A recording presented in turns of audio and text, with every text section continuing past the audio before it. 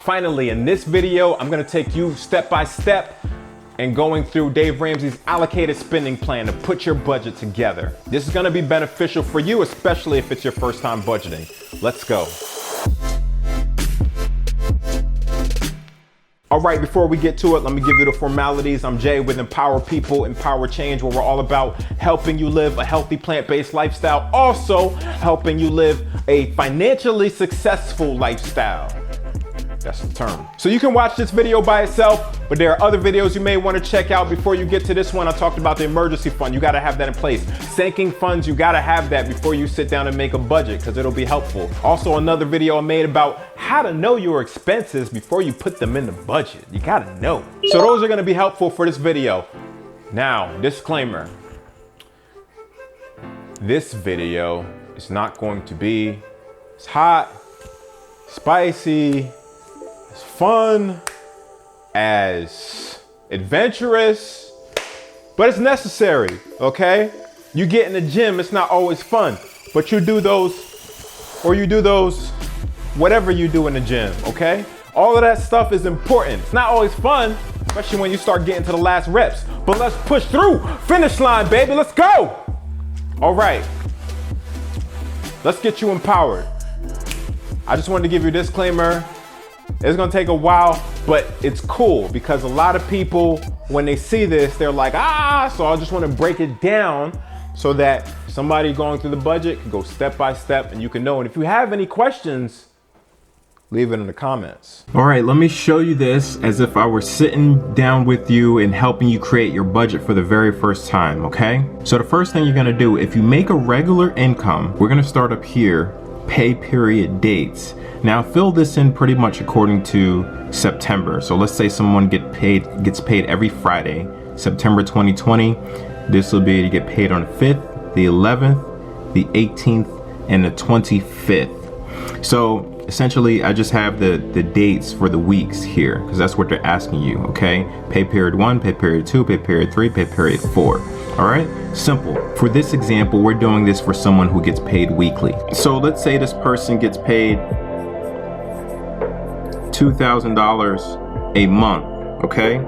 So essentially, if they're getting paid the same, 500 here, 500 here, 500 here, and lastly, another 500, okay? All even across the board. Every week they get $500. So we're gonna look at what do they do with the first paycheck of the month, okay? We're gonna just start at the top and work our way down. The cool thing is this allocated spending plan is great because it allows you to see like every category you can think of. And if you do think of something that's not here, you can just list it under other. Like if you have something under your housing that's under other, etc., etc.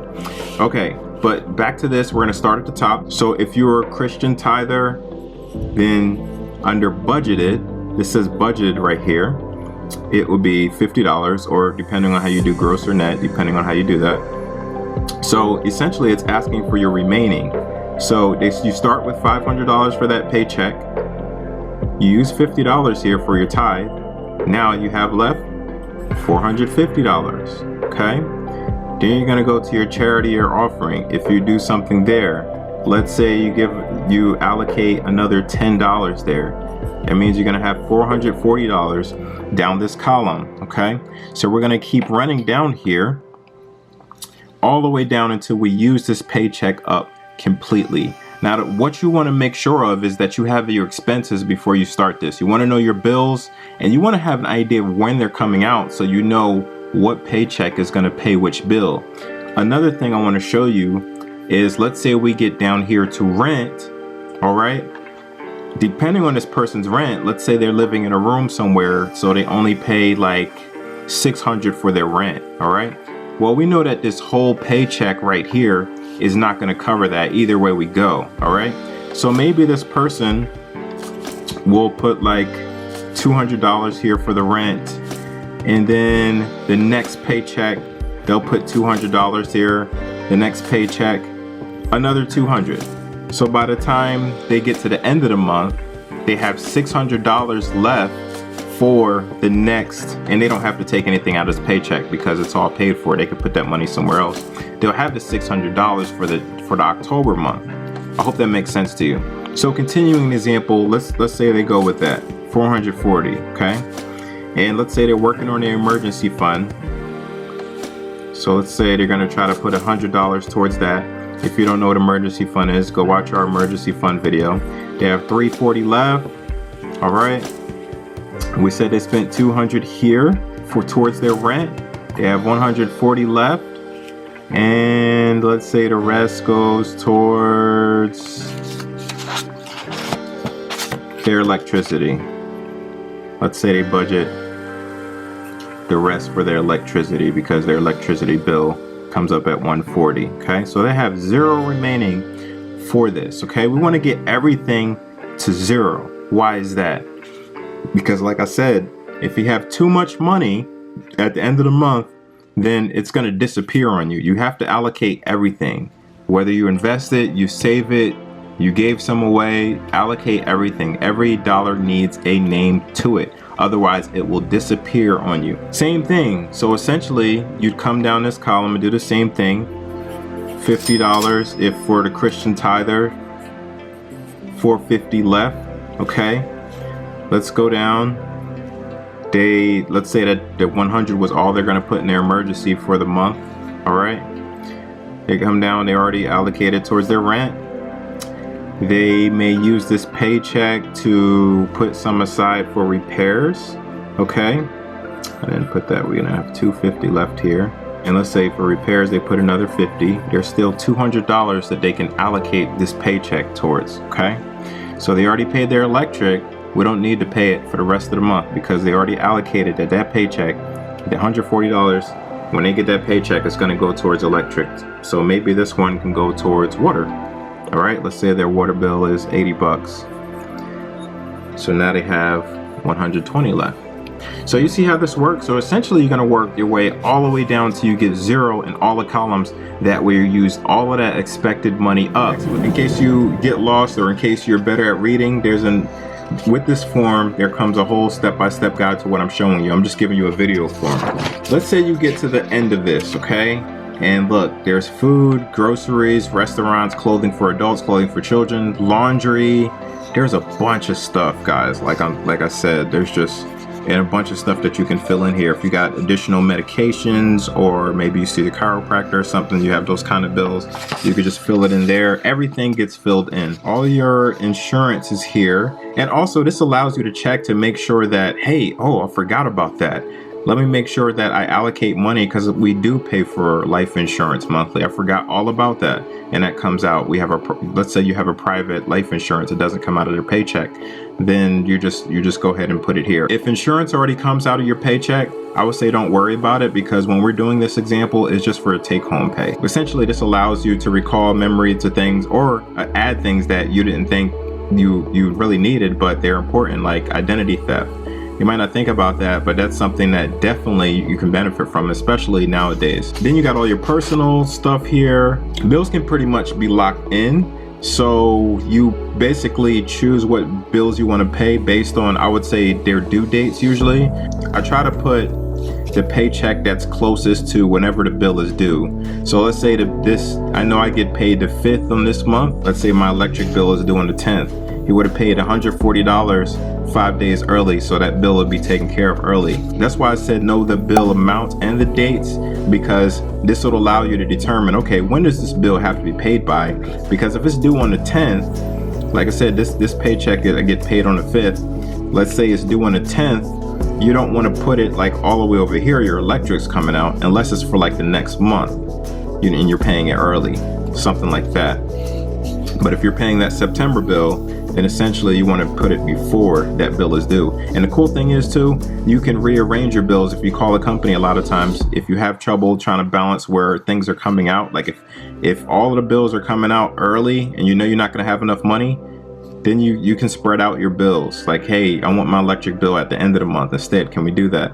Or if you want more of your bills together, you can do that too. Let's say after you filled out everything, you don't have enough money left. You did all your columns, you put everything where it went. Let's say you're like $200 short. Well, it's either time to make some more money, or you go back through your budget, see what you really need, like what's really outside of your four walls. Then it comes down to, okay, let's say we have $100 budgeted for entertainment. All right, we know we're $200 over, so let's maybe shrink the entertainment, because we know we need to pay our 4 walls, which is, if you're familiar with the 4 walls, essentially housing, transportation, food, and clothing. Those things that you definitely need. Okay, just remember that you can move things around if need be.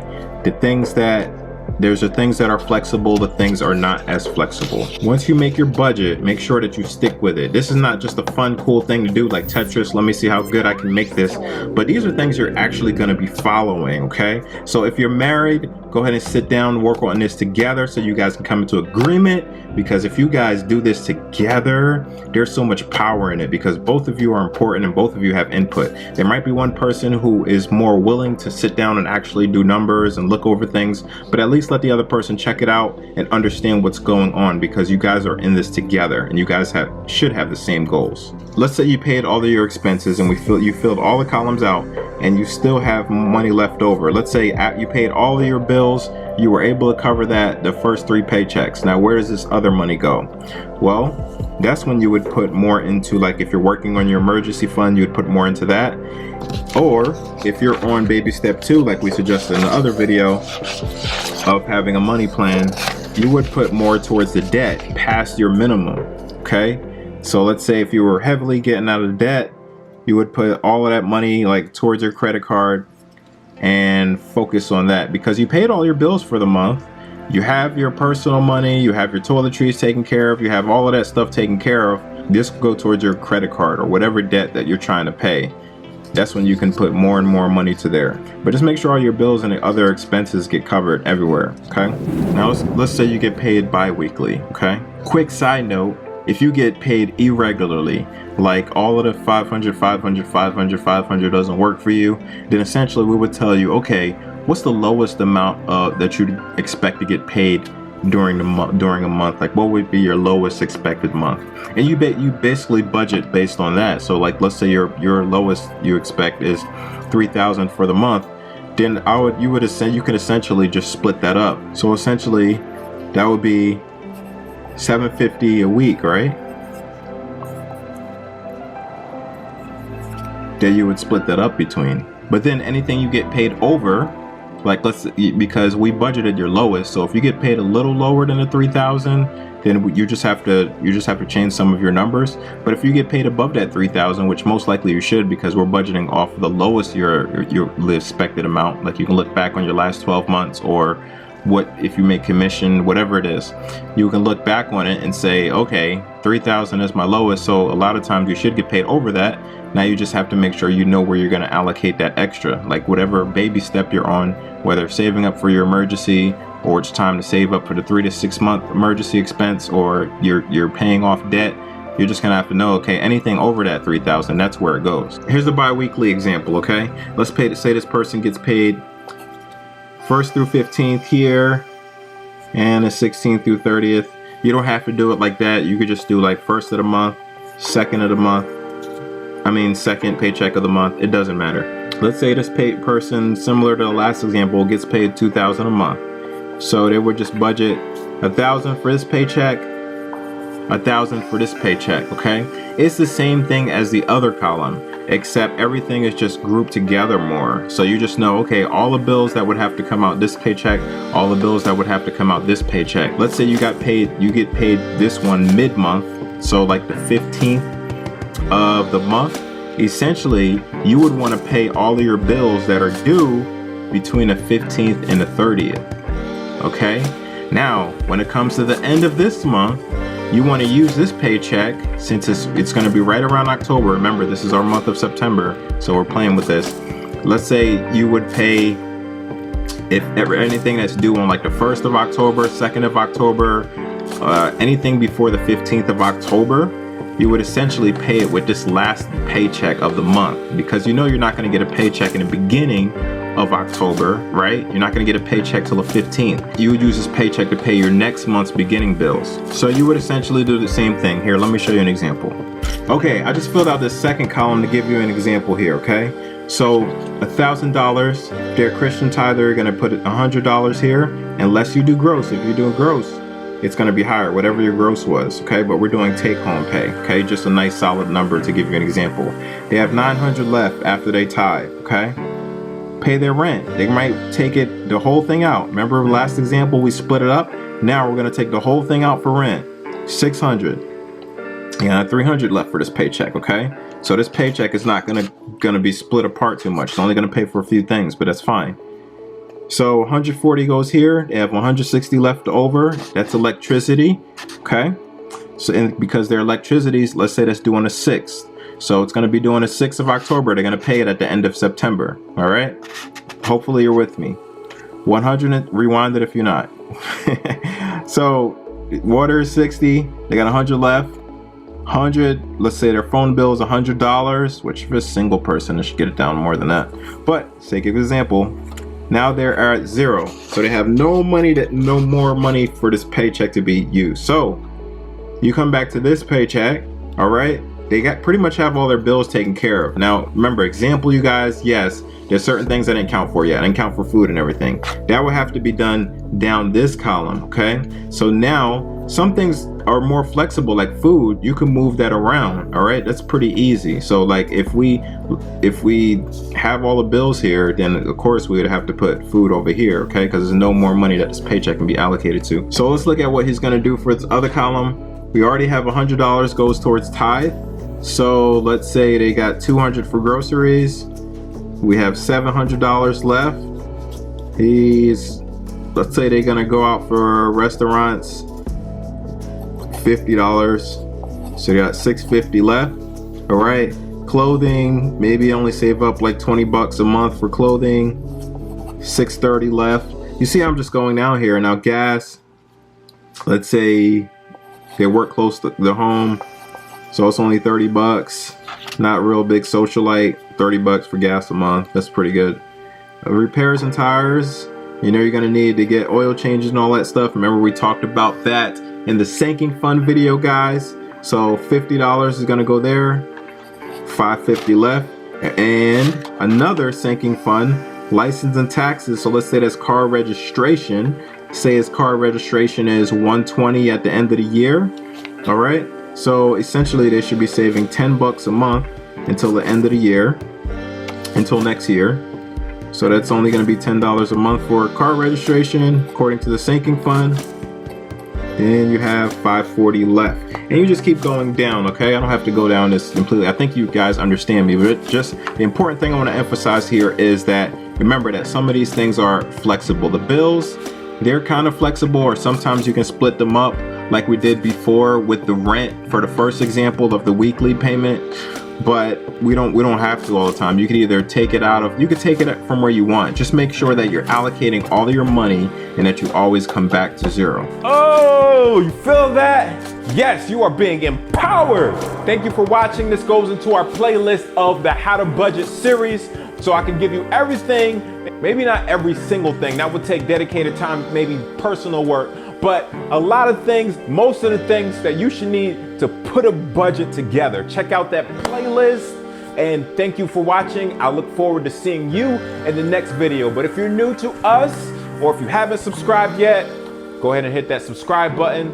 Go ahead and give this a like if you felt the video. Go ahead and drop a comment, say hello. Thank you, stay empowered, empower people, empower change. You're gonna need to make a new budget every month, okay? New budget every month. New budget every month. New budget every month. New budget every month. Jan, Feb, March, April. You're gonna need to make a new budget every month. May, June, July, August, Because every month changes.